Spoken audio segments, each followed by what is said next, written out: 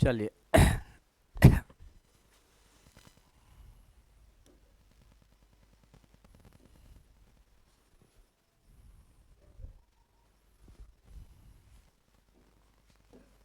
तो हम लोग बात कर रहे थे component of the earth. Component of the earth. Earth has three component. Component of the earth. Earth का तीन कंपोनेंट होता है। Component means what?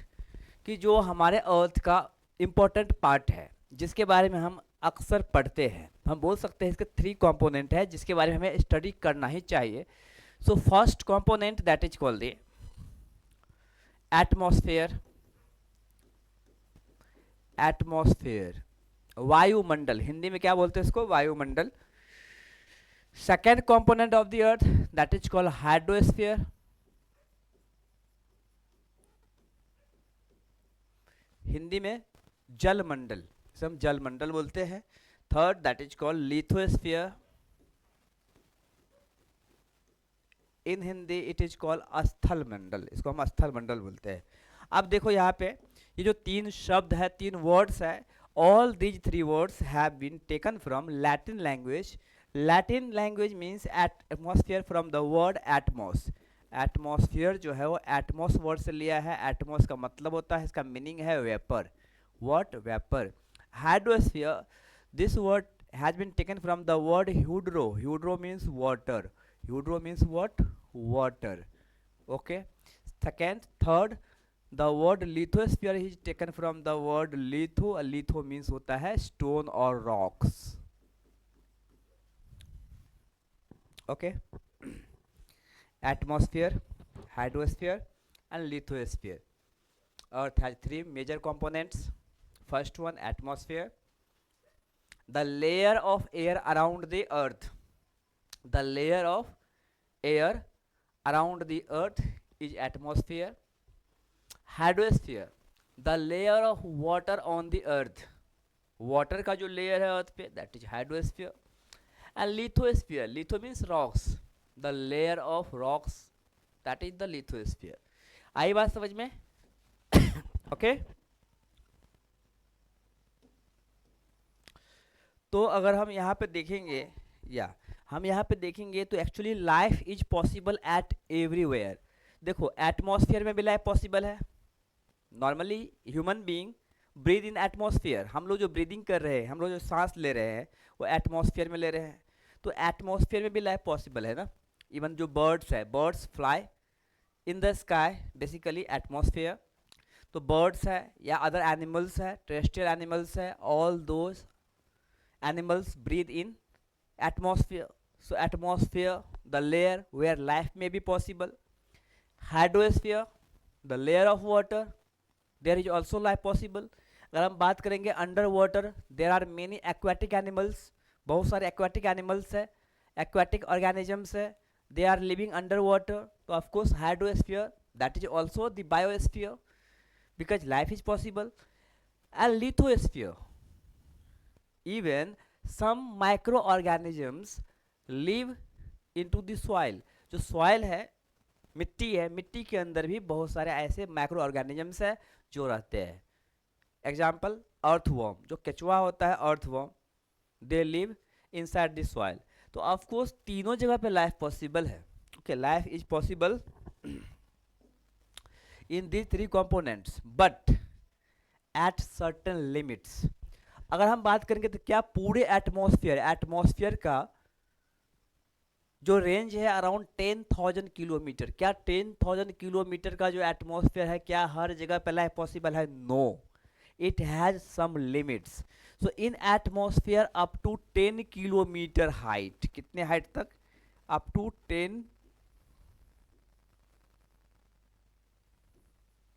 10 kilometre height तक लाइफ पॉसिबल है। Okay, so up to 10 kilometer height the life is possible in atmosphere.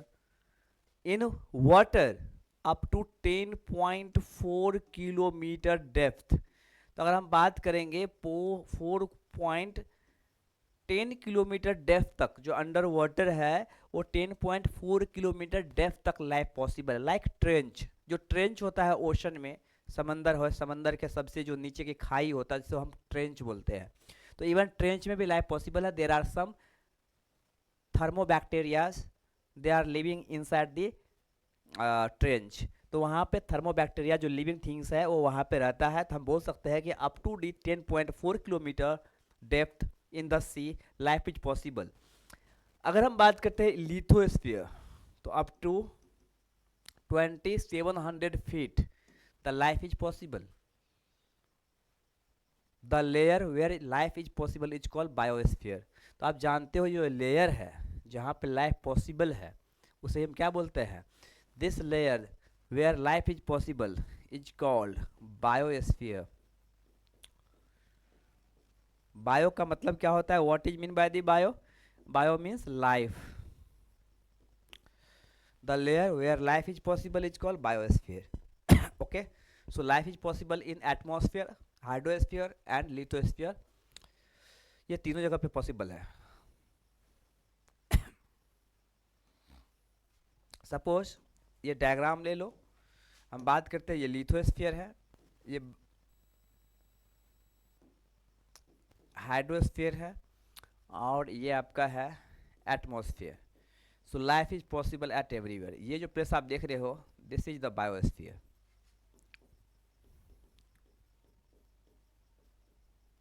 Okay, got it? Atmosphere, हाँ, atmosphere, hydrosphere, lithosphere and biosphere, इसका meaning क्या है आप लोगों ने समझ गया। अब हम देखते हैं आगे।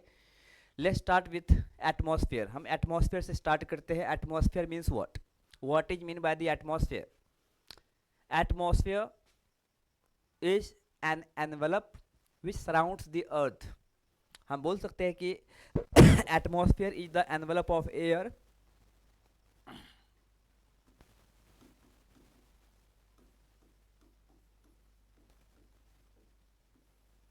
in simple word, the blanket or sorry,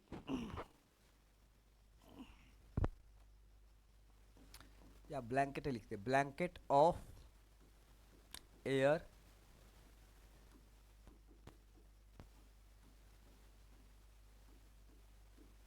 which surrounds the earth।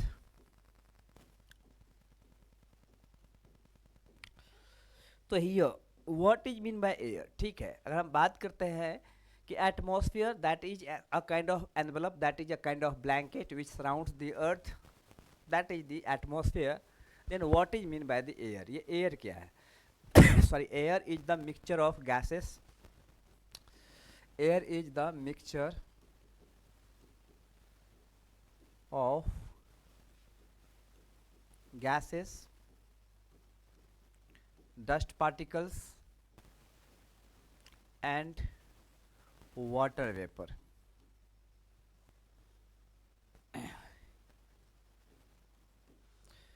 The mixture of gases, dust particles and water vapors.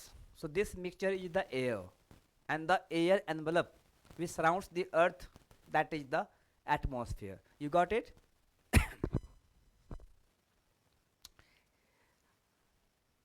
आई ना बात समझ में कि एटमॉस्फेयर क्या होता है? Neha and Prajakta.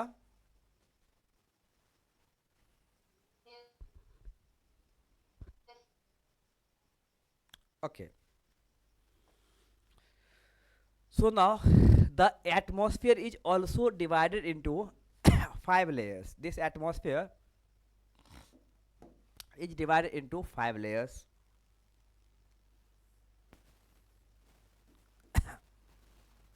From the ground, we are talking about from the ground, the first layer of the ground from the ground, that is called troposphere, in Hindi क्षोभ मंडल। Stratosphere, in Hindi समताप मंडल।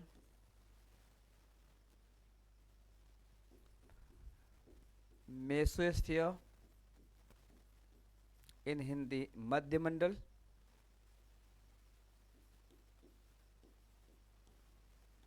thermosphere. This is also called ionosphere. And the last one,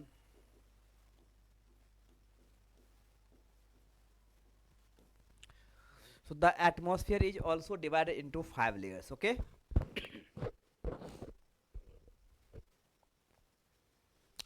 इसको आप लोग note down कर रहे हो?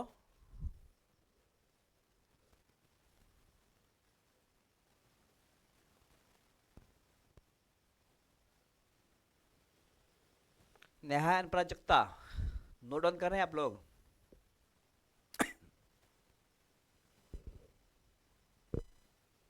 Hello. Okay, Prajakta note down कर रही है। नेहा, मैं स्किप करूँ, आगे बढ़ूँ? Okay okay.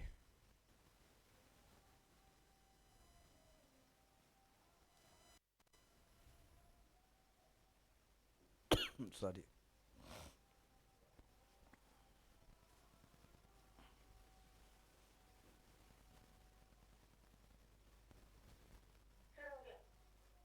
हो गया?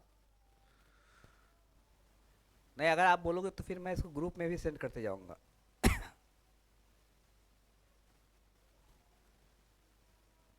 एक काम करो, ठीक है, ये जो मैं लिख रहा हूँ ग्रुप पे सेंड करते जाऊँ, ऐसा? ठीक है, 1 मिनट।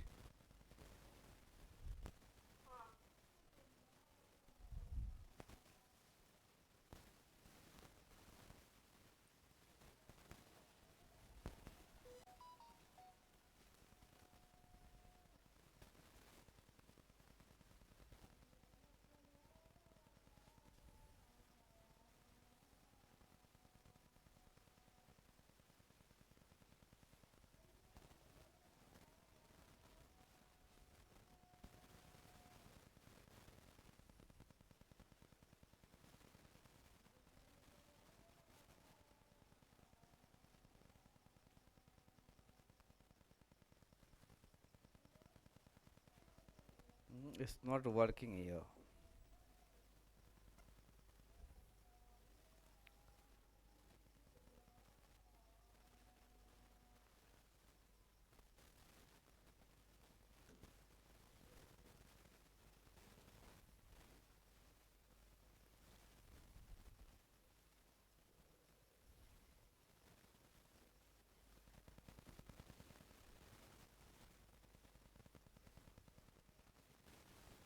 एक्चुअली ये काम नहीं कर रहा है, एक्चुअली पता नहीं कुछ प्रॉब्लम हो रहा है। तो आप लोग स्क्रीनशॉट लेते चलिए इसका। ओके। मैं बाद में देखता हूँ, कुछ प्रॉब्लम है ना, इसको मैं ठीक करता हूँ, इसमें भी काम नहीं कर रहा है। ओके, तो हम लोग बात कर रहे थे कि ये 5 लेयर है। सपोज ये क्या है, अर्थ है, मान लीजिए कि ये हमारा अर्थ है, और now I am just taking a slice of the atmosphere. मैं पूरा एटमॉस्फेयर नहीं ले रहा हूँ, जस्ट मैं एक स्लाइस को कट कर रहा हूँ। मान लीजिए कि ये जो है एक एटमॉस्फेयर का, हम जस्ट एक स्लाइस को कट कर रहे हैं। Okay, suppose this is the atmosphere. Okay, वैसे तो क्या पूरे सराउंड करता है, चारों तरफ है, तो ये हम जस्ट इतना ही ले रहे हैं। तो the first layer of the atmosphere, we know that जो first layer of the atmosphere है ये क्या है, ट्रोपोस्फियर, आप जानते हैं troposphere. Second layer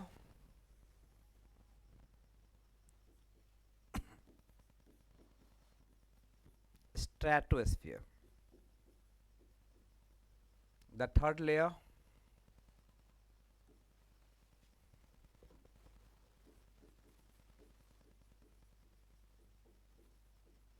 mesosphere, and the fourth layer, that is thermosphere. This is also called ionosphere. And the last one is exosphere, and this is the earth. Sorry. Okay, so actually ये जो 5 layers है, question यहाँ पे ये arise होता है कि ये जो लेयर्स का डिवीजन है वो क्यों है और किस बेसिस पे है। तो बेसिकली ये जो टेम्परेचर है, कुछ लेयर में टेम्परेचर जो है जितना ऊपर आप जाओगे उतना टेम्परेचर डिक्रीज होगा, जैसे troposphere. Whenever we go up in troposphere the temperature decreases. Temperature इसमें क्या होता है, जितना आप ऊपर जाओगे उतना टेम्परेचर डिक्रीज होता है। सडनली ये बाउंड्री जो देख रहे हो आप, इस बाउंड्री के बाद जितना आप ऊपर जाओगे उतना टेम्परेचर इंक्रीज होता है। In the first layer with going the upside, temperature decreases. In second layer temperature increases. In third layer temperature decreases. Fourth layer temperature increases. Fifth layer temperature decreases. It means what कि जो temperature का variation है, इस variation की वजह से ये जो atmosphere है वो 5 layers में divide हो गया है। Okay, so on the basis of the variation in temperature, the atmosphere is divided into 5 layers. Okay, the first layer is the troposphere. Okay, so from the ground to 50 kilometre sorry, ground से sorry 13 kilometre height, from the ground to 13 kilometre, this height, this जो layer है वो troposphere. Up to 50 kilometre stratosphere, up to 80 kilometer mesosphere, up to 640 kilometer thermosphere, and up to 2000 or above, that is exosphere. Means 2000 kilometer. Okay,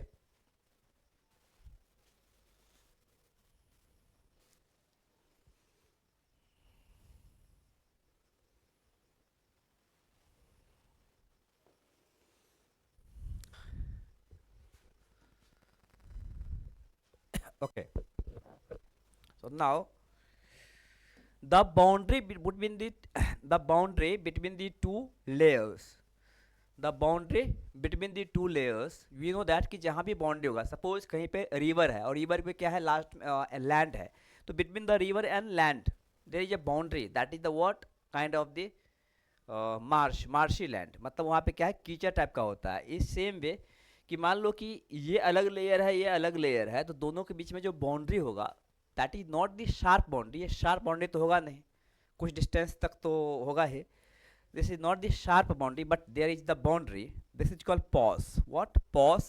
So the first layer, troposphere, ends at the boundary. That is called tropopause. Tropopause. Second, stratopause.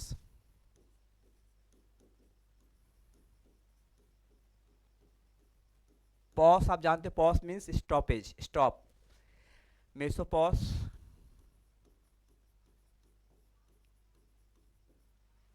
okay, thermopause, but exosphere gradually merges with space. Exosphere है वो धीरे धीरे space के साथ merge हो जाता है, so there is no pause. Pause means stoppage. तो बेसिकली आप देखते हो कि ट्रोपोस्फीयर में टेम्परेचर डिक्रीज होता है, जितना हम ऊपर जाएंगे उतना टेम्परेचर डिक्रीज होता है। तो एक बाउंड्री ऐसा आएगा जहाँ पे डिक्रीजिंग टेम्परेचर स्टॉप हो जाता है। The decreasing temperature stops at the boundary till some height, कुछ हाइट तक, that boundary is the tropopause. Even tropopause भी जो है 5 किलोमीटर्स हाइट का है, विड्थ का है। ऐसा मत समझो कि ये शार्प बाउंड्री है। मीन्स ये जो पॉस है वहाँ पे टेम्परेचर ना इंक्रीज होगा ना डिक्रीज होगा, टेम्परेचर कांस्टेंट रहता है। Temperature is constant in the boundary of pause. So here there are 4 pause and 5 layers. I hope समझ में आया होगा।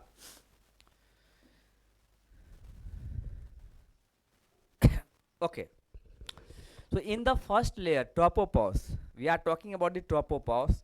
अगर हम फर्स्ट लेयर की बात करते हैं तो in the first layer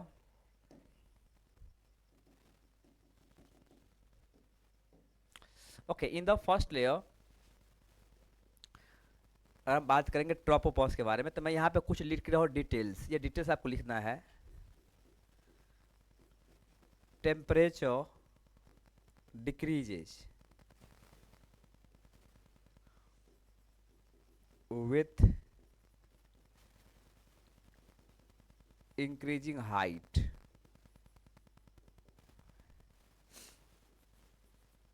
rate, ये जो डिक्रीजिंग रेट है 1 डिग्री सेल्सियस पर 300 फीट और 6.5 डिग्री सेल्सियस पर 1 किलोमीटर। आई बात समझ में? अगर 300 फीट आप ऊपर जाओगे 1 डिग्री सेल्सियस टेम्परेचर डिक्रीज होगा। अगर 1 किलोमीटर हाइट आप जाओगे तो 6.4 किलोमीटर टेम्परेचर 6.5 किलोमीटर टेम्परेचर जो है वो डिक्रीज होता है। So this decreasing rate of temperature, ये जो दिख रहे हो इसे बोलते हैं, this decreasing rate of temperature is called normal lapse rate. Okay, this is called what? Normal lapse rate. So in the troposphere, temperature decreases with increasing the height with the rate of 1 degree Celsius per 300 feet, in meter 1 degree Celsius per 165 meter, or in kilometer 6.5 degree Celsius per 1 kilometer. So this decreasing rate of temperature in the troposphere is called normal lapse rate. आई बात समझ में? ये सब क्या बोलेंगे? Normal lapse rate. Okay, अब प्रश्न उठता है कि ठीक है, इसमें टेम्परेचर डिक्रीज क्यों होता है? बिकॉज अगर हम एटमॉस्फेयर ऊपर जाएंगे तो we are going to near to the sun, sun के हम करीब जा रहे हैं, तो टेम्परेचर बढ़ना चाहिए, टेम्परेचर डिक्रीज क्यों हो रहा है? प्रश्न ये उठता है, क्वेश्चन ये उठता है। Okay, so temperature decreases due to 3 reasons. इसमें 3 कारण है, 3 रीजन्स है। फर्स्ट रीजन, ध्यान से सुनना, ये मैं लिखूंगा नहीं, सिर्फ मैं आपको समझा रहा हूँ। First reason, carbon dioxide is the green house gas and heavier gas. Carbon dioxide gas क्या है? ग्रीन हाउस गैस है और हेवियर गैस है। ग्रीन हाउस गैस क्या होता है? The gas which traps the thermal radiation. जो गैस थर्मल रेडिएशन को ट्रैप करता है, एब्जॉर्ब करता है, उसे हम बोलते हैं ग्रीन हाउस गैस। जैसे कार्बन डाइऑक्साइड, जैसे मीथेन। तो मीथेन गैस है या कार्बन डाइऑक्साइड गैस है, ये सब क्या? सब हेवियर गैस है। And heavier gas remains near by the earth surface only. Heavier gas जो है वो अर्थ सरफेस के आसपास ही रहेगा, ये ऊपर नहीं जाएगा। आई बात समझ में? तो ग्रीन हाउस गैस अगर अर्थ सरफेस के नियर बाय ही रहेगा तो टेम्परेचर अर्थ सरफेस के नियर बाय ज़्यादा होगा, जितना ऊपर जाएंगे उतना टेम्परेचर डिक्रीज होगा। First condition, first reason. आई बात समझ में? सेकेंड रीजन ये है डेंसिटी। आप जानते हो कि जितना ज़्यादा डेंसिटी होगा उतना ज़्यादा टेम्परेचर होगा। तो near by the earth surface density is so high, क्योंकि due to gravitational force, due to gravitational force of the earth, near by the earth surface जो एयर का मॉलिक्यूल है वो ज़्यादा डेंस होगा। जितना ऊपर जाएंगे एयर का मॉलिक्यूल उतना कम डेंस होगा। तो नियर बाय अर्थ अगर ज़्यादा डेंसिटी है तो टेम्परेचर भी ज़्यादा होगा। Second and third condition, that is the terrestrial radiation. It means जो सन रेडिएशन है, जो धूप है, that is the solar radiation. तो solar radiation is short wave. देखो शॉर्ट वेव जो होता है उसमें पेनिट्रेशन कैपेसिटी ज़्यादा होता है, मतलब वो लॉन्ग डिस्टेंस ट्रैवल कर सकता है। लेकिन जब अर्थ से स्ट्राइक होगा, अर्थ से टकराएगा, अर्थ उसको रिफ्लेक्ट करेगा, अर्थ रिलीज करेगा, that is called terrestrial radiation. In simple word आप ऐसे समझो कि धूप जो है अर्थ पे पड़ता है और अर्थ जो है सिर्फ ही टकरा करके बाउंस होता है। तो जो अर्थ से टकरा करके जो धूप बाउंस होता है that is the terrestrial radiation and that is the long wave radiation. वो ज़्यादा डिस्टेंस ट्रैवल नहीं करता है, near by the earth surface ही रहता है, इसलिए अर्थ एटमॉस्फेयर ज़्यादा गर्म होता है। आई बात समझ में? तो इन सिंपल वर्ड आपको ये याद रखना है कि अर्थ जो भी लाइट को रिफ्लेक्ट करता है या जो भी एब्जॉर्ब किया उसको बाद में रिलीज करता है वो लॉन्ग वेव है, और लॉन्ग वेव अर्थ सरफेस के नियर बाय ही रहता है, इसलिए टेम्परेचर बहुत ही हाई होता है। तो देयर आर 3 कंडीशन, इसलिए मैंने आपको नहीं लिखाया हो क्योंकि थोड़ा डीप में हो गया है, लेकिन फिर भी आपके नॉलेज के लिए मैं बता दिया आपको कि ट्रोपोस्फीयर में जितना ऊपर जाओगे उतना टेम्परेचर डिक्रीज होता है, और किस रेट से? 1 डिग्री सेल्सियस पर 300 feet, and that is called the normal lapse rate. I hope ये समझ में आया होगा, राइट ना? ओके ओके, या क्वेश्चन उठता है कि ठीक है कहाँ तक कितना डिक्रीज हुआ होगा। आप जानते हो mean temperature, we are talking about the mean temperature of the atmosphere in troposphere near bye the earth. तो नियर बाय द अर्थ जो मीन टेम्परेचर है वो है 14.5 degree Celsius. Mean temperature means क्या कि पूरे अर्थ के एटमॉस्फेयर जो है near by the earth surface, मैं उसकी बात कर रहा हूँ। ओके जैसे पोल पे आप देखोगे, पोल पे क्या है नेगेटिव में है, इक्वेटर में भी क्या है बहुत ज़्यादा होगा 40-50 डिग्री सेल्सियस होगा। लेकिन अगर हम मीन लेते हैं तो मीन कितना है 14.5। लेकिन अगर आप देखोगे तो ये डिक्रीज होते होते होते होते कितना डिक्रीज हो जाता है, तो -58 degree Celsius. You just see at there in the troposphere temperature decreases up to -58 degree Celsius. It means zero से भी बहुत कम, जीरो तो यहीं पे होगा, जीरो से भी बहुत कम डिक्रीज होता है। That's why all the atmospheric phenomenon occur in this layer. जितने भी एटमॉस्फेरिक फेनोमेनन है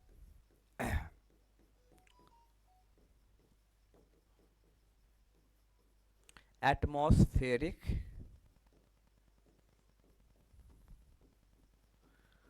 phenomenon occur in this layer. आप देखो एटमॉस्फेरिक फेनोमेनन मीन्स व्हाट, जैसे fog formation, clouds formation, rainfall, snowfall, जितने भी लाइटनिंग, क्लाउड बर्स्ट, क्लाउड, ये जितने भी है एटमॉस्फेरिक फेनोमेनन, ये सब के सब किस में होता है, ट्रोपोस्फियर में ही होता है। Clouds formation, snow formation, snow falling, rainfall, hailfall, cyclone, ये जितने भी एक्टिविटीज है एटमॉस्फेयर का, तो all the atmospheric phenomenon occur in this layer. I hope ये समझ में आया होगा, क्योंकि आप जानते हो कि टेम्परेचर -58 डिग्री सेल्सियस तक हो जाता है तो वाटर वेपर 0 डिग्री सेल्सियस तक पहुंचते पहुंचते कंडेंस होकर के क्लाउड्स बन जाता है। क्लाउड्स इसी लेयर में बन जाता है, क्लाउड्स यहीं पे बन जाता है, इतना ऊपर जाने की जरूरत ही नहीं पड़ती है क्लाउड्स। आई बात समझ में? तो इसलिए जो एटमॉस्फेरिक फिनोमेनन है वो इसी लेयर में होगा। ओके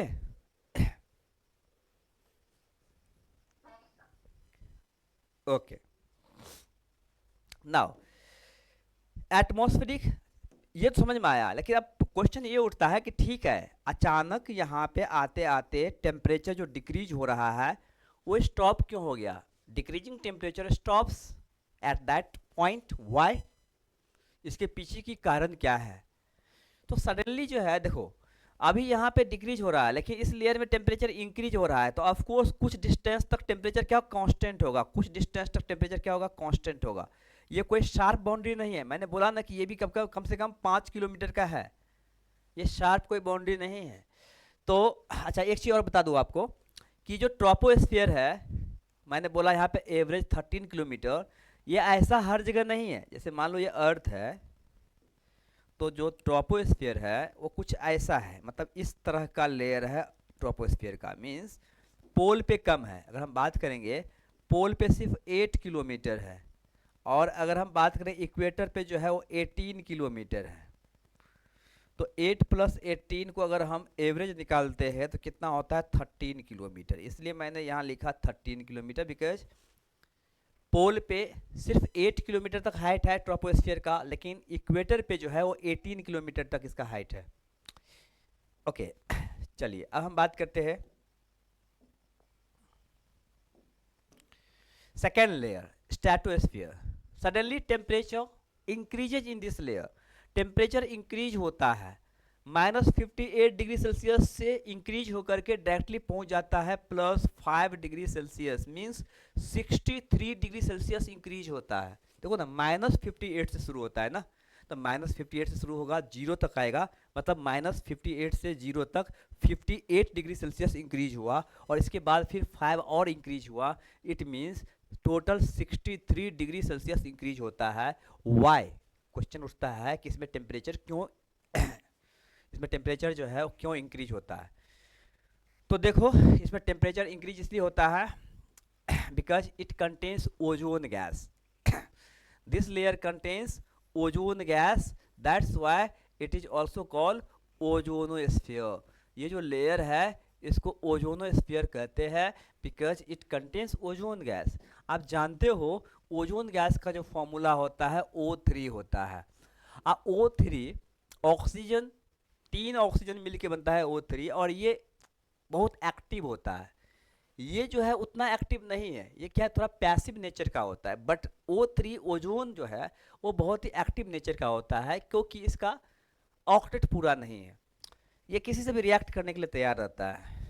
तो ये क्या करता है, यूवी लाइट आपने पढ़ा होगा, सुने होंगे, अल्ट्रा वायलेट लाइट जो है उसको एब्जॉर्ब करता है। हमारा जो सनलाइट है उसमें 7 कलर्स है, 7 कलर्स में जो अल्ट्रा वायलेट कलर है लाइट का उसको ये एब्जॉर्ब करता है। और जैसे ही ये यूवी लाइट को एब्जॉर्ब करता है ये ब्रेक हो जाता है oxygen and O plus nascent में।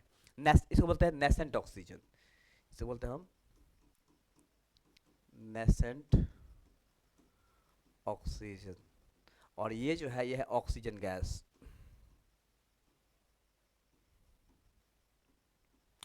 सो it breaks into oxygen gas and nascent oxygen, and this nascent oxygen is ready because यहाँ पॉजिटिव है, इज रेडी, ये हमेशा तैयार रहता है हैलोजन के साथ। हैलोजन जो गैस होता है, हैलोजन जो गैस होता है उसके साथ हमेशा तैयार रहता है बॉन्ड बनाने के लिए। स्पेशली जो हैलोजन की मैं बात कर रहा हूँ वो हैलोजन है क्लोरीन, फ्लोरीन, व्हाट, क्लोरोफ्लोरोकार्बन। नाम सुने होंगे आप, क्लोरोफ्लोरोकार्बन जो रेफ्रिजरेटर में होता है, एक्चुअली ह्यूमन मेड गैस है chlorofluorocarbon, we are using in refrigerator, fridge and etcetera. Okay, तो इसी के कारण जो है ये इसमें अभिक्रिया करता है, रिएक्शन करता है, और हमारा जो ओजोन है ओजोन डिप्लीट होता है। आपने पढ़ा होगा अक्सर कि ओजोन डिप्लीशन, ओजोन होल, ये ओजोन होल क्या है, ओजोन डिप्लीशन क्या है, और इसका रिस्पॉन्सिबल फैक्टर क्या है, तो chlorofluorocarbon. Chlorofluorocarbon is responsible for the ozone depletion because आप देख सकते हो उसके साथ रिएक्ट करके इसको बहुत ही ईजिली ब्रेक कर देता है ओजोन गैस को। और जब ये ओजोन गैस ये ब्रेक होता है तो हीट एनर्जी रिलीज होता है। क्या होता है, हीट एनर्जी रिलीज होगा। और सिंपल सी कॉन्सेप्ट है, जब हीट एनर्जी रिलीज होगा तो टेम्परेचर इंक्रीज होगा। तो वही बात है यहाँ पे कि टेम्परेचर जो है इसी वजह से, because stratosphere contains ozone gas, it traps the ultraviolet light and breaks into oxygen gas and nascent oxygen. In this breaking procedure heat energy is released and that's why the temperature increases in this layer. और यही वजह है कि इस layer में temperature increase होता है। आई बात समझ में?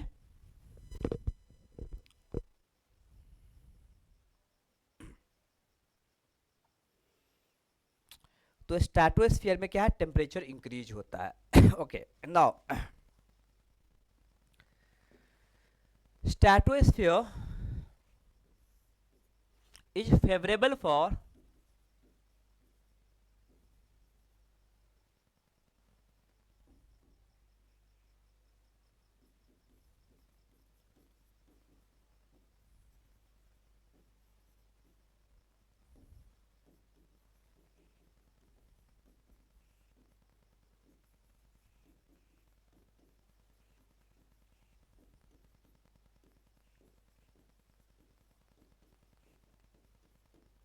तो stratosphere is favourable for flying the jet streams and aeroplanes. Aeroplanes और जेट स्ट्रीम्स के लिए जो लेयर है वो क्या है, ओजोनोस्फीयर है, स्ट्रेटोस्फीयर है। इसी में जो है एरोप्लेन्स फ्लाई करता है। ओके, देर आर 3 रीजन, इसमें भी क्या कारण है, रीजन है 3 reasons, because in this layer there is no cloud, ये क्या है, फ्री ऑफ क्लाउड है, फेवरेबल टेम्परेचर है, आप देख सकते हो फेवरेबल टेम्परेचर है, फ्री ऑफ क्लाउड है, and no vertical, vertical wind भी नहीं है इसमें, क्या है, सिर्फ हॉरिजॉन्टल विंड है, there is no vertical wind. Okay, favourable temperature, and third one is the what, free of clouds. That's why this layer is favorable for the flying of jet streams and aeroplanes. आई बात समझ में? तो जो aeroplanes वगैरह है वो इसी layer में फ्लाई होता है। ओके,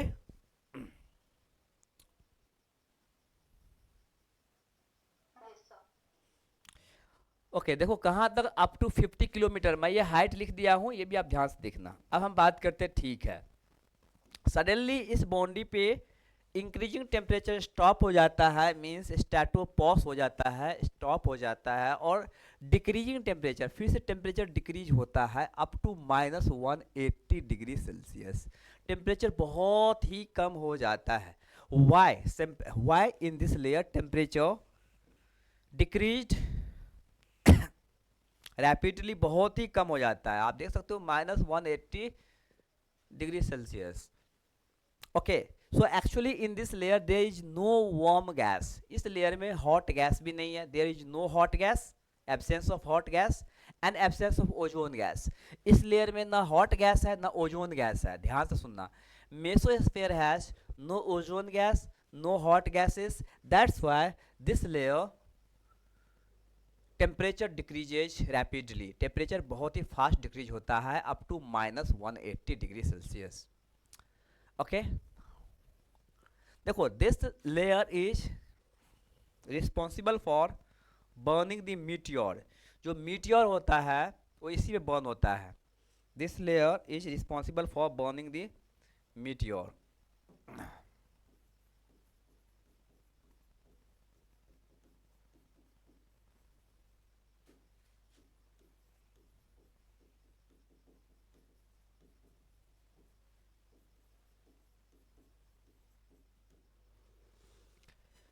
ओके,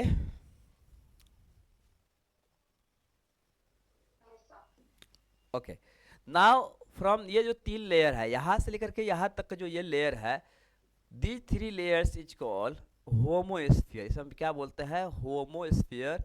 बिकॉज आपको सिमिलर काइंड का गैस मिल सकता है। जैसे मैंने बताया कि ऑक्सीजन गैस यहाँ भी है, ओजोन गैस यहाँ भी है, ऑक्सीजन गैस आपको यहाँ भी मिलेगा, यहाँ ओजोन भी मिलेगा, इधर भी मिलेगा, लेकिन बहुत ही कम अमाउंट में, बहुत ही कम, ज़्यादा नहीं मिलेगा। So that's why we can find the similar kind of, homo means what? Similar. Homo means similar, similar kind of the gases in these 3 layers.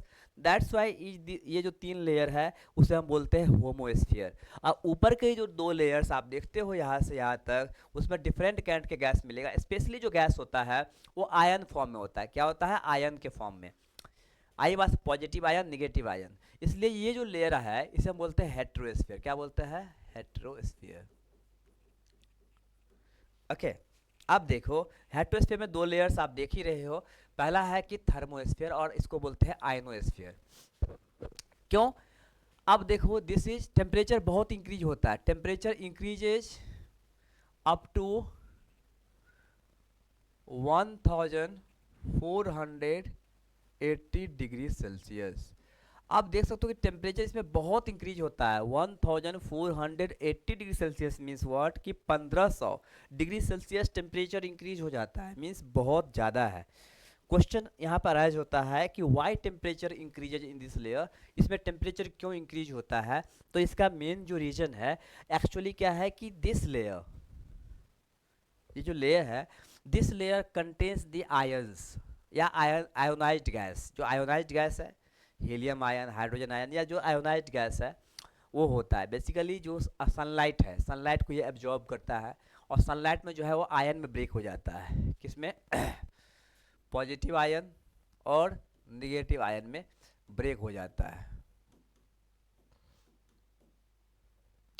ये जो आयोनाइज्ड गैस है, that's why this layer is also called ionosphere. इसे ionosphere भी बोलते हैं, इसको ion मंडल ही बोलते हैं, आयोनोस्फीयर भी बोलते हैं। और टेम्परेचर बहुत ही ज़्यादा हाई हो जाता है, क्योंकि आप जानते हो आयोनिक बॉन्ड जब टूटता है तो टेम्परेचर जो है वो हीट एनर्जी रिलीज होता है, इसलिए टेम्परेचर बहुत ही हाई हो जाता है। दिस लेयर आयोनोस्फीयर और thermosphere is beneficial for the long communication because this layer traps the sound waves। जो sound waves है उसको trap करता है और finally अर्थ की तरफ रिफ्लेक्ट करता है, and we can communicate for longer distance through satellite. जैसे हम लोग का रेडियो कम्युनिकेशन है, जो रेडियो कम्युनिकेशन होता है, या टीवी का जो डीटीएच वगैरह है ये सब, या स्पेक्ट्रम वगैरह है बेसिकली, तो ये सब क्या है? एक्चुअली ये जो लेयर है, इसी लेयर में साइंटिस्ट ने सैटेलाइट को लॉन्च किया है, सैटेलाइट को इस्टेब्लिश किया है, और वो सैटेलाइट क्या करता है? तो साउंड रेडिएशन को टुवर्ड्स द अर्थ रिफ्लेक्ट करता है। So this radiation is beneficial for long communication.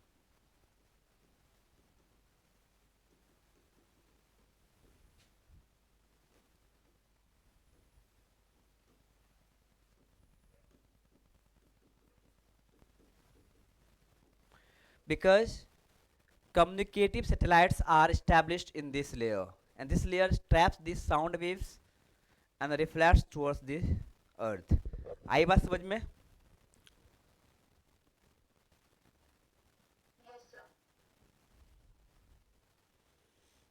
Okay, now thermopause that is the stoppage.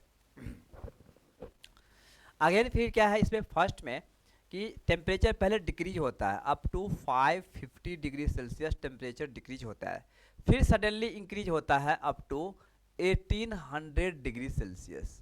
प्रश्न ये उठता है, क्वेश्चन है ये कि पहले टेम्परेचर डिक्रीज होता है सडनली फिर इंक्रीज क्यों होता है, क्या रीजन है? तो देखो, helium and hydrogen both are hot gases, ये दोनों क्या है, हॉट गैसेस है, and both are light gases also, और दोनों क्या है, लाइट गैसेस भी है।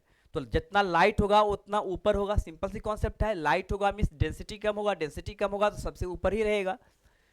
तो due to presence of hot and light gas in the upper layer of atmosphere, specially hydrogen gas and helium gas, this layer is so hot. ये क्या है, आप देख सकते हो कि ये बहुत हॉट भी है और साथ साथ जो है ये लाइट भी है, सो इसका टेम्परेचर बहुत ही हाई होगा। Gradually this layer exosphere merges with the space, space के साथ मर्ज हो जाता है। तो we have finished here the atmosphere, हमारा एटमॉस्फेयर फिनिश हो गया। कुछ डाउट तो नहीं है ना?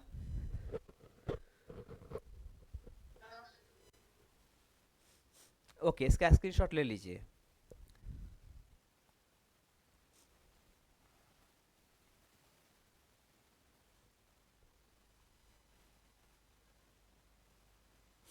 ले लिए?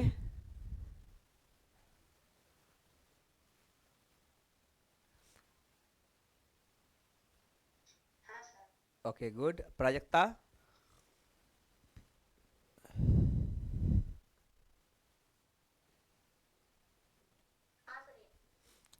Okay good. Now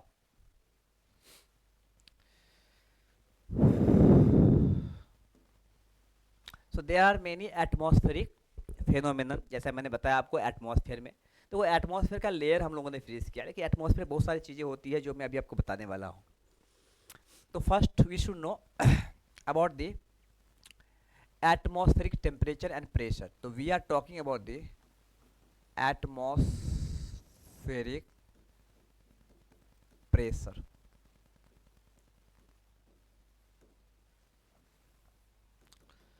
So what is mean by the atmospheric pressure?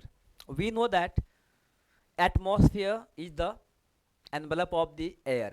जो एटमॉस्फेयर है वो एयर का एनवेलप है, और आप जानते हो air is the mixture of gases, dust particles and water vapour. तो जो वाटर वेपर है, डस्ट पार्टिकल्स एंड गैसेस है, वो मॉलिक्यूल्स का बना हुआ है एयर। तो आपको जो मॉलिक्यूल है तो मास होगा, मास है तो अर्थ के ग्रेविटी की वजह से वो नीचे पुल डाउन होगा, मतलब नीचे आएगा। सिंपल सी कॉन्सेप्ट है ये। ओके, तो इन सिंपल वर्ड हम बोल सकते हैं कि due to gravitational force of the earth applied on the air molecule, the air molecule pull down, क्या नीचे आएगा, pull down, and a kind of pressure is exerted on अस।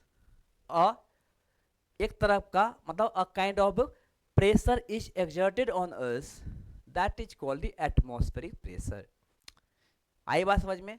मतलब एटमॉस्फेयर का इतना लेयर है, अभी आपने देखा ना कि ये अर्थ है और अर्थ के ऊपर 2000 किलोमीटर तक जो है एटमॉस्फेयर है, और हमारा सर तो यहीं पे है।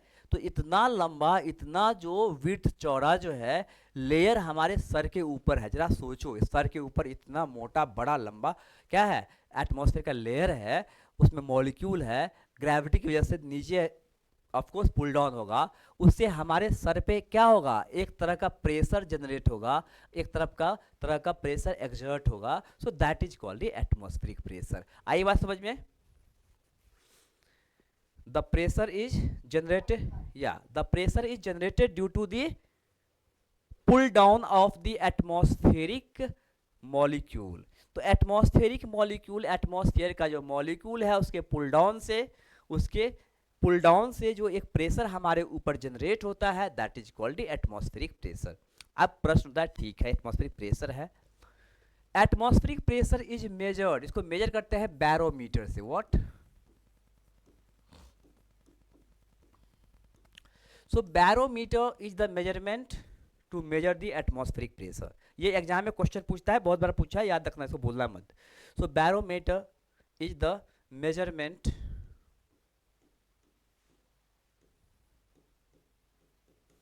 Measurement of the atmospheric pressure. Okay,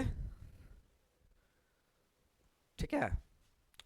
जो आइडियल जो एटमॉस्फेरिक प्रेशर है वो है आपका 746 ATM, इसको बोलते हैं एटमॉस्फेरिक प्रेशर, इसी को बोलते हैं टॉर।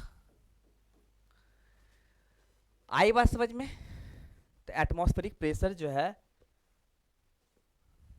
ओके। अब हम बात करते हैं कि the factors affecting the atmospheric pressure. ये जो एटमॉस्फेरिक प्रेशर है उसको कौन कौन से फैक्टर अफेक्ट करता है, ये पहले लिख लिया आप। ये पहले सिंपल वर्ड में लिख लीजिए, barometer is the measurement of atmospheric pressure, लिख लिए।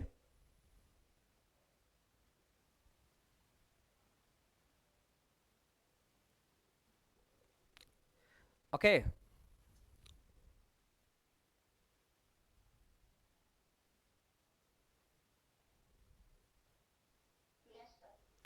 Okay.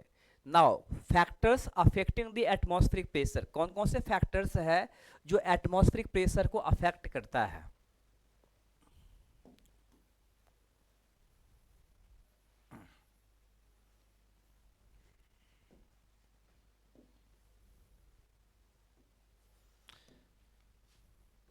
We are talking about the factors which affect the atmospheric pressure. So the first factor, that is the temperature.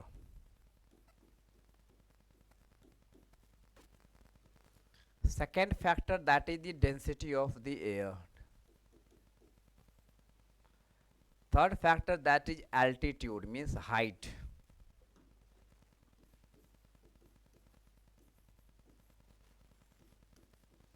Fourth factor, the humidity.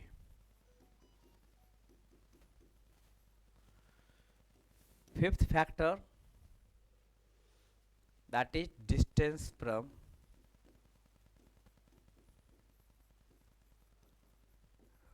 sea. And sixth factor, that is latitude. So all these are the factors जो atmospheric pressure को affect करता है। अब देखो, temperature is directly proportional to pressure, लेकिन ये कहाँ होता है? जहाँ पे वॉल्यूम कांस्टेंट होता है। मैं फिर से रिपीट कर रहा हूँ, जैसे मान लो प्रेशर कुकर है। अब प्रेशर कुकर में जितना टेम्परेचर आप बढ़ाओगे, मीन्स जो गैस का जो फ्लो है, गैस का जो फ्लेम है, उसका जो लॉ है, उसको जितना आप तेज करोगे उतना ज़्यादा टेम्परेचर बढ़ेगा, उतना टेम्परेचर बढ़ेगा उतना प्रेशर बनेगा। तो सिंपल सी कॉन्सेप्ट है कि जो कुकर है, प्रेशर कुकर का वॉल्यूम क्या है? वो फिक्स है। तो अगर वॉल्यूम फिक्स है then temperature is directly proportional to the pressure, मतलब टेम्परेचर बढ़ाने से प्रेशर बढ़ेगा, टेम्परेचर घटाने से प्रेशर घटेगा। लेकिन यहाँ पे कंडीशन है, एक शर्त है कि वॉल्यूम कांस्टेंट होना चाहिए। जैसे एग्जांपल के लिए, इन समर सीजन जो साइकिल का जो ट्यूब होता है, टायर का जो ट्यूब होता है, वो इन समर सीजन क्या बर्स्ट हो जाता है, फट जाता है। समर सीजन में टेम्परेचर बढ़ता है तो जो ट्यूब है उसमें प्रेशर बढ़ता है, प्रेशर बढ़ता है तो वो बर्स्ट कर जाता है, वो फट जाता है। आई बात समझ में? क्योंकि ट्यूब भी वॉल्यूम कांस्टेंट है उसका, और प्रेशर कुकर का भी वॉल्यूम कांस्टेंट है। लेकिन एटमॉस्फेयर में ऐसा नहीं होता है, एटमॉस्फेयर में थोड़ा अलग होता है। क्यों? क्योंकि इन एटमॉस्फेयर टेम्परेचर जितना इंक्रीज होगा तो दो मॉलिक्यूल के बीच में डिस्टेंस उतना इंक्रीज होगा, और जितना दो मॉलिक्यूल डिस्टेंस इंक्रीज होगा डेंसिटी कम होगा, डेंसिटी कम होगा प्रेशर कम होगा। आई बात समझ में? तो in short, in atmosphere, we are talking about the atmosphere, temperature is inversely proportional to the pressure. Inversely means what? कि टेम्परेचर बढ़ाओगे प्रेशर कम होगा। जैसे इक्वेटर, इक्वेटर पे क्या है? टेम्परेचर ज़्यादा है, प्रेशर बहुत कम है। एंड पोल टेम्परेचर बहुत कम है, प्रेशर बहुत ज़्यादा है। आई बात समझ में? तो एटमॉस्फेयर में वॉल्यूम कांस्टेंट नहीं रहता है, इसलिए इन्वर्सली प्रोपोर्शनल हो जाता है। जैसे इक्वेटर पे प्रेशर बहुत ही कम होगा क्योंकि टेम्परेचर ज़्यादा है, एंड पोल पे टेम्परेचर बहुत ही कम है इसलिए प्रेशर ज़्यादा होगा। Now density, density is directly proportional to the pressure. जितना ज़्यादा डेंसिटी उतना ज़्यादा प्रेशर, सिंपल सी कॉन्सेप्ट है। एल्टीट्यूड, जितना आप ऊपर जाओगे उतना टेम्परेचर भी डिक्रीज होता है और प्रेशर भी डिक्रीज होता है क्योंकि डेंसिटी डिक्रीज होता है। Whenever we go upward pressure decreases, that's why whenever we go in hilly area, जो हिल्स होता है, हिल्स स्टेशंस या पिकनिक स्पॉट्स पे हम लोग जाते हैं तो हम लोग को वहाँ पे एहसास होता है कि वहाँ प्रेशर बहुत ही कम है। कैसे एहसास होता है? तो हमारा जो है एयर बंद हो जाता है, मतलब हमारा कान बंद हो जाता है, कभी कभी नोज से क्या है कि ब्लड आने लगता है। तो नोज से ब्लड आना या एयर कान बंद होना, ये सब क्या है? एटमॉस्फेरिक प्रेशर कम होता है। In mountainous area we breathe faster, हम जो है बहुत फास्ट सांस लेने लगते हैं बिकॉज वहाँ पे प्रेशर कम हो जाता है। इन द माउंटेनियस एरिया खाना सही से नहीं पकता है, खाना आप पकाओगे तो कच्चा ही रह जाएगा। That's why the pressure cooker is invented, इसीलिए प्रेशर कुकर का इन्वेंशन हुआ है। ओके तो इतना जितना ऊपर जाओगे उतना प्रेशर कम होगा। तो एल्टीट्यूड जितना ऊपर जाएंगे उतना प्रेशर कम होगा, मतलब इनवर्सली प्रोपोर्शनल। क्या हो जाएगा? Inversely proportional. ह्यूमिडिटी, ह्यूमिडिटी में क्या है? ये डायरेक्टली प्रोपोर्शनल है, जितना ज़्यादा ह्यूमिडिटी उतना ज़्यादा प्रेशर। सिंपल सी कॉन्सेप्ट है। ह्यूमिडिटी बढ़ेगा मीन्स व्हाट? कि वाटर मॉलिक्यूल्स ऐड होगा, वाटर मॉलिक्यूल्स ऐड होगा, डेंसिटी बढ़ेगा, डेंसिटी बढ़ेगा, प्रेशर बढ़ेगा। डिस्टेंस फ्रॉम सी, देखो सी से जितना आप दूर जाओगे उतना जो है प्रेशर कम होगा। क्यों कम होगा? क्योंकि sea nearby the sea humidity ज़्यादा होता है, और जितना आप दूर जाओगे उतना प्रेशर कम होगा, मतलब इनवर्सली प्रोपोर्शनल। एंड लैटिट्यूड अगर हम बात करते हैं तो इसमें होता है वेरिएबल, ये इसमें वेरिएबल है। क्या वेरिएबल है वो मैं बता रहा हूँ आपको। अलग अलग लेयर में अलग अलग होता है। Suppose this is the earth, ये क्या है? हमारा अर्थ है। दिस इज द इक्वेटर, ये क्या है? इक्वेटर है। अगर हम बात करेंगे कि तो इक्वेटर से 5 डिग्री नॉर्थ एंड इक्वेटर से 5 डिग्री साउथ। इक्वेटर क्या है? 0 डिग्री लैटिट्यूड पे है, 5 degree north and 5 degree south. This region is called doldrum zone. इसे हम क्या बोलते हैं? Doldrum zone, low pressure belt. Because temperature is so high, sunlight falls vertically in this region, temperature is so high तो pressure is so low. तो ये जो range है, ये जो देख रहे हो doldrum zone 5 degree north to 5 degree south, this zone is very low pressure belt. यहाँ पे प्रेशर बहुत ही कम होता है, टेम्परेचर बहुत हाई होता है, प्रेशर बहुत ही कम होता है। Okay now this region,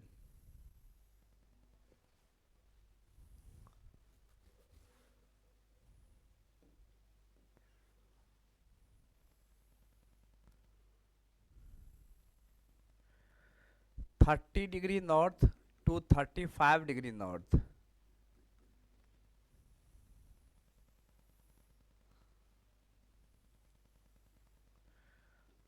thirty degree south to 35 degree south.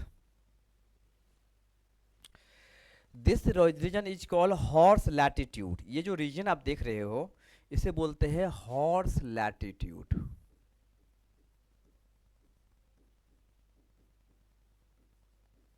High pressure belt, ये हाई प्रेशर बेल्ट है, horse latitude high pressure belt. Now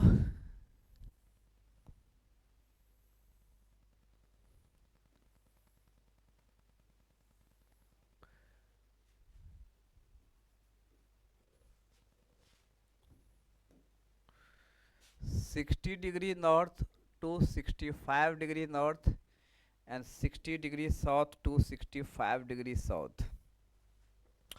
This region is, ये जो region है, this region is called सब ट्रॉपिकल लो pressure belt. सब tropical लो pressure belt. सब tropical low pressure belt. Okay. And polar पे temperature बहुत ही कम है. Polar region 90 degree north, polar region 90 degree south. So this is the what? High pressure belt. Polar region, polar high pressure belt.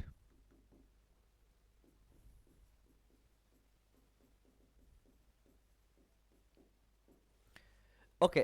तो आप देखते हो कि लैटिट्यूड में जो है वो अलग अलग लैटिट्यूड पे प्रेशर जो है वो अलग अलग है, मीन्स वेरिएबल है. ओके. ये क्यों है मैं अभी आपको एक्सप्लेन कर रहा हूँ, पहले आप ये लिख लो.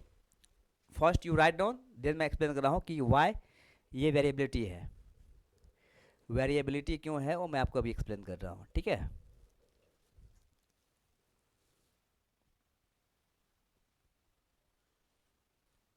ओके, आपने लिख लिया.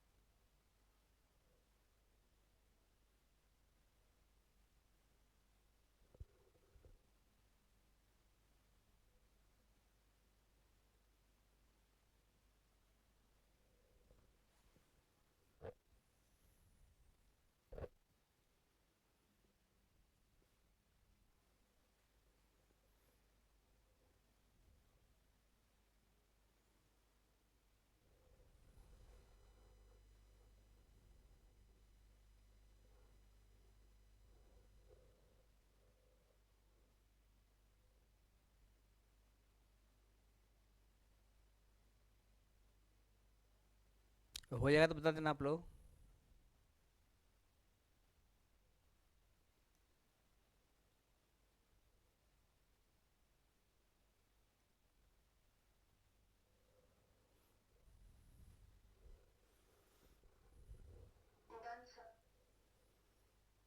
ओके.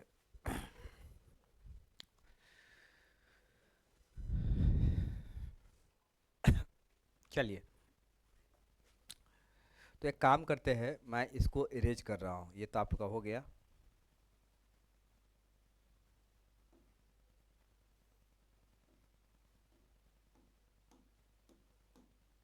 ये क्या हो गया?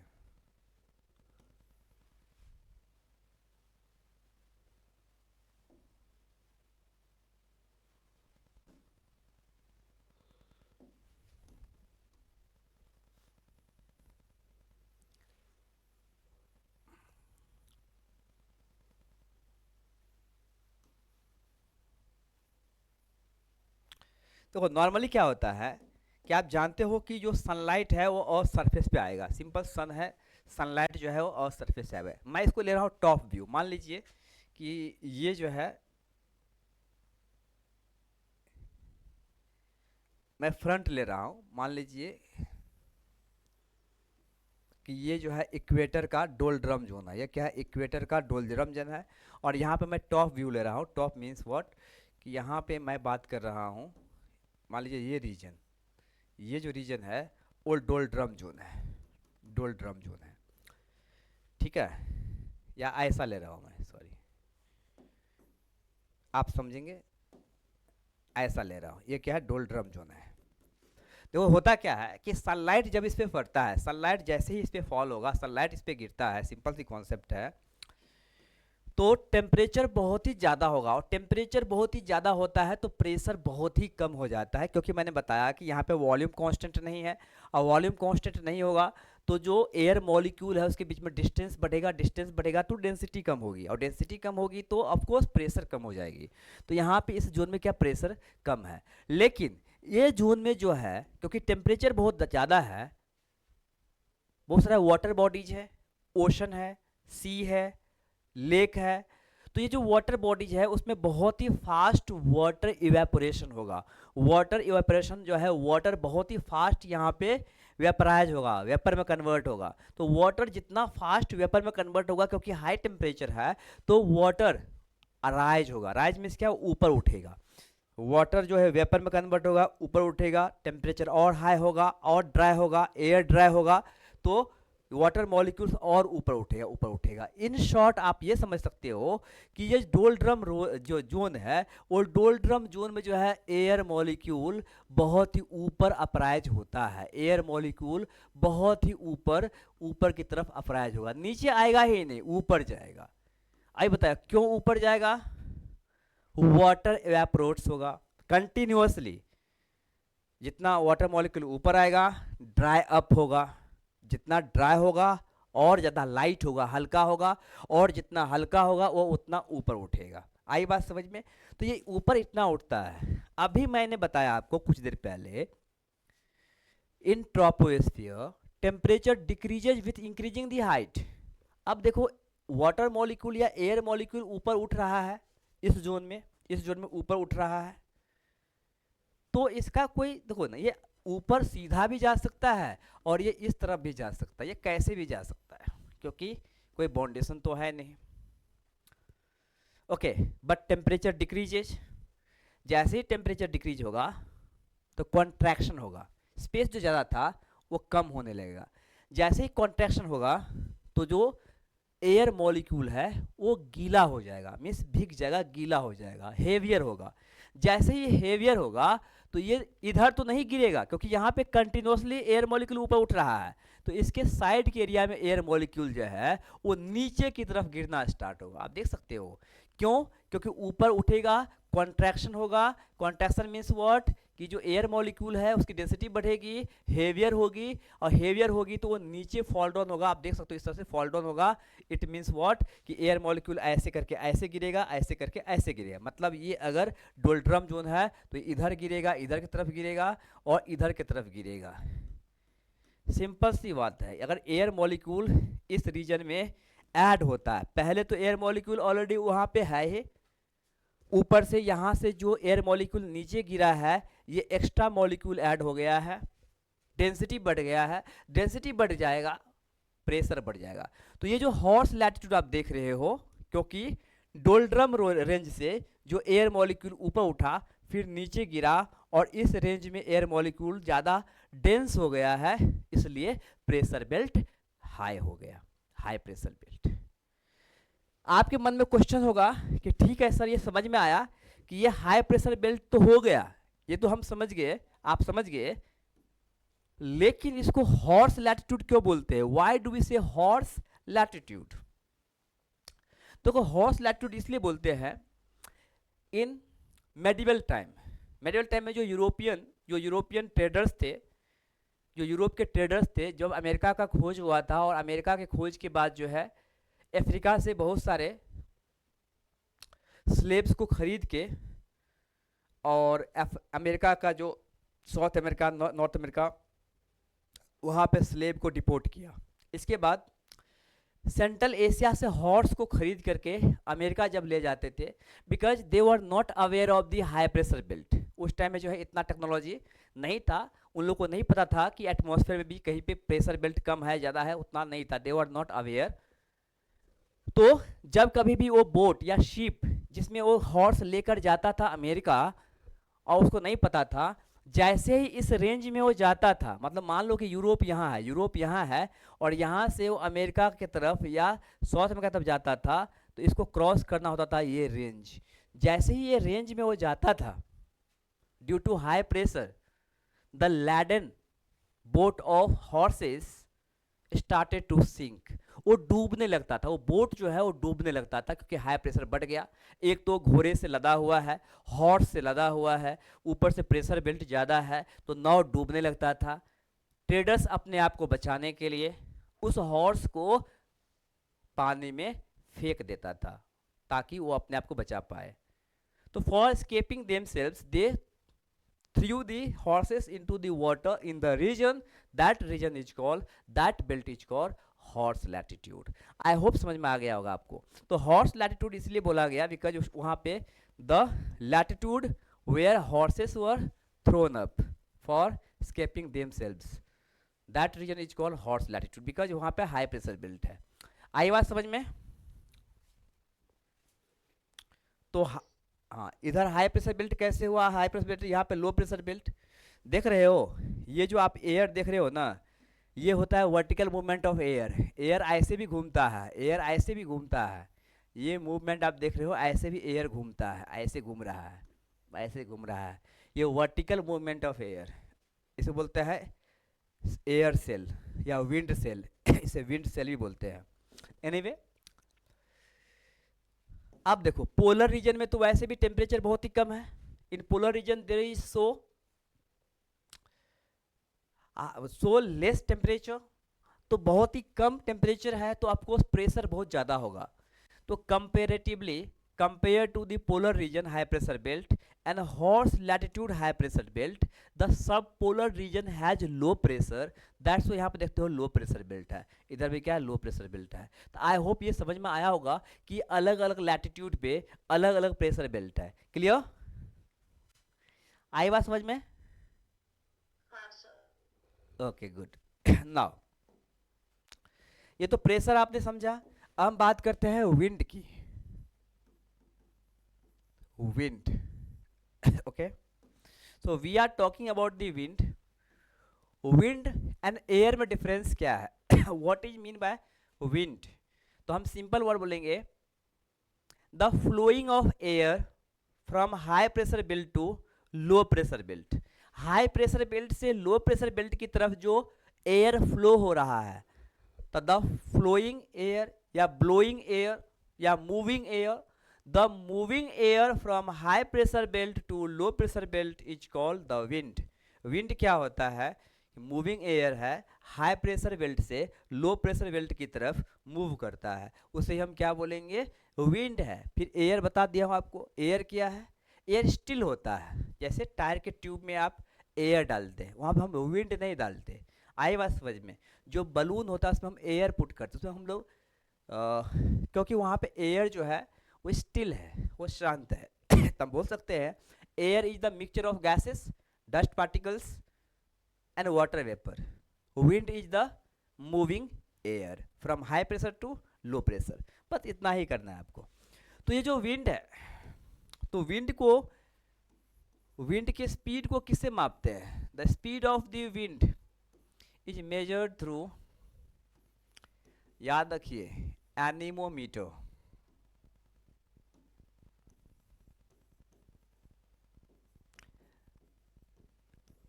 The speed of the wind is measured through anemometer, and the direction of the wind,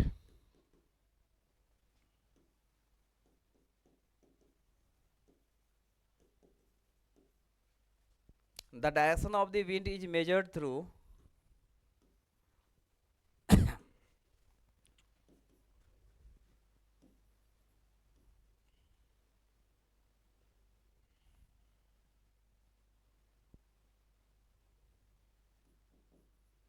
wind vane और वेदर कॉक। आई बात समझ में?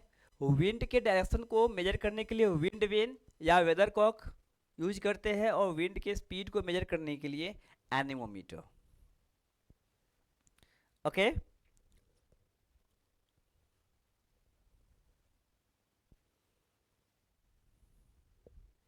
Okay. Now types of wind.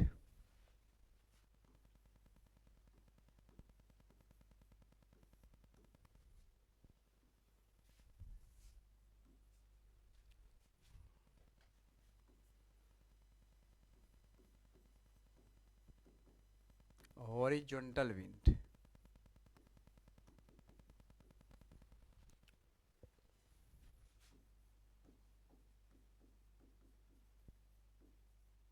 Vertical wind,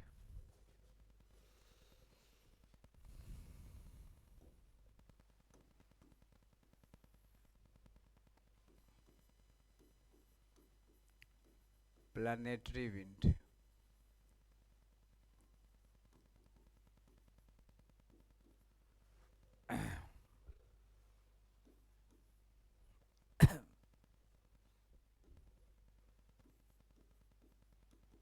periodic wind,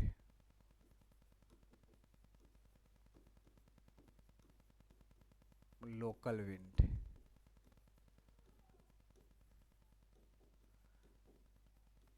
jet stream,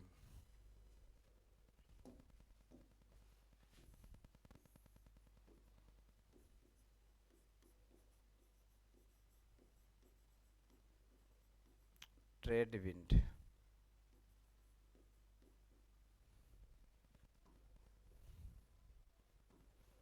trade wind, westerlies wind,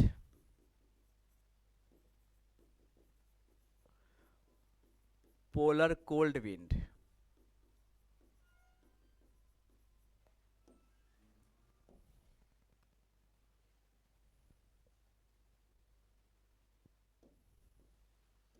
periodic wind, monsoon wind,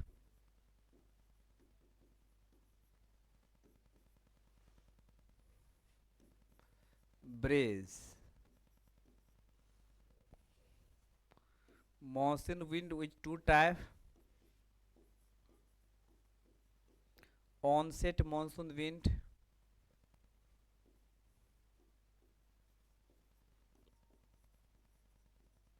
offset monsoon, breeze two type,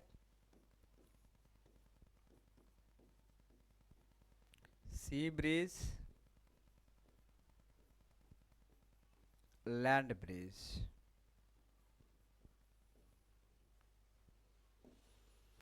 local wind two type,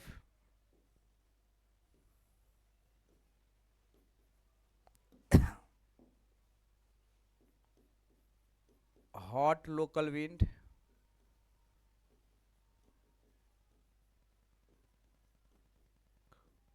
cold local wind,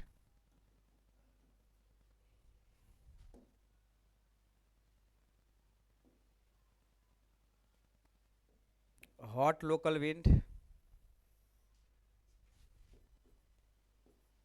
chinook, fawn, loo, harmattan, sirocco,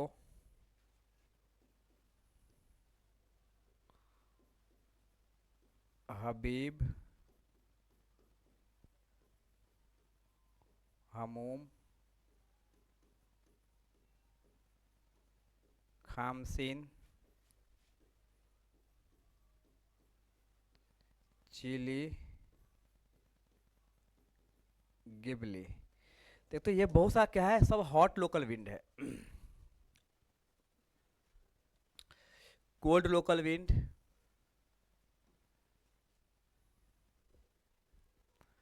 blizzard,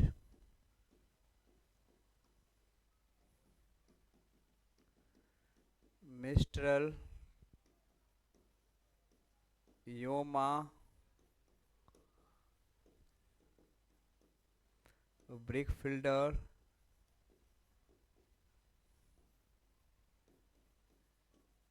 प्यूना, papagayo, bora, ये जितने भी है all are the cold local wind. अभी मैं बताऊंगा next lecture में। अभी आपको ये सिर्फ डायग्राम लिख लेना है। जेट स्ट्रीम 3 टाइप का है, westerlies, eastern is polar. Vertical wind two type,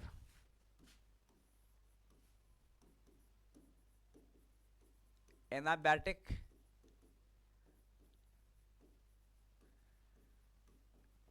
कैटाबैटिक. आई बात समझ में? तो there are many types of wind, we will see in next lecture. अभी आपको इसको लिख लेना है. ओके ठीक है.